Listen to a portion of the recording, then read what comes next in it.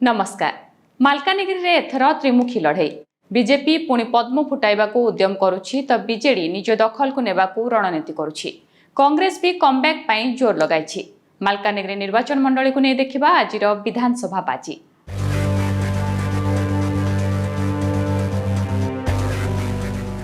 मालकानगिरी रे बीजेडी रु मानस माडकामी प्रार्थी होइछंती तो बीजेपी रु नरसिंह माडकामी और कांग्रेस रु माला माढ़ी मैदान को ओह्लाइछंती। 2014 रे मालकानगिरी रु विजयी होइथिले मानस माडकामी।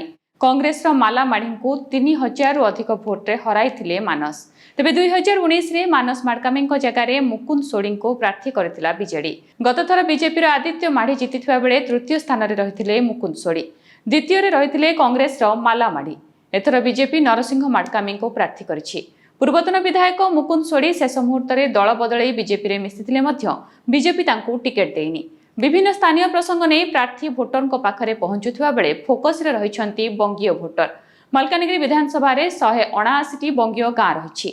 भोट बैंक हातेइबाकू पंचायत निर्वाचन परे विभिन्न गाँ रे थिबा मठ मंदिर पई राज्य सरकार कोटी कोटी टंका खर्च करिछंती। सेपटे बंगीय भोट हातेइबाकू बीजेपी प्रार्थी मैदान रे एक्टिव रहिछंती। कांग्रेस तृतीय थर पर मालामाढ़ी को प्रार्थी करिछि। तेणु मालकानगिरी निर्वाचन मंडली रे एथर त्रिमुखी लड़ई हेबो। बीजेडी पुणी दखल करि परिबो कि मालकानगिरी? पुणी पद्म फुटाइबे कि नरसिंह माडकामी ना हाथ को मिलिबो भोटर का साथ?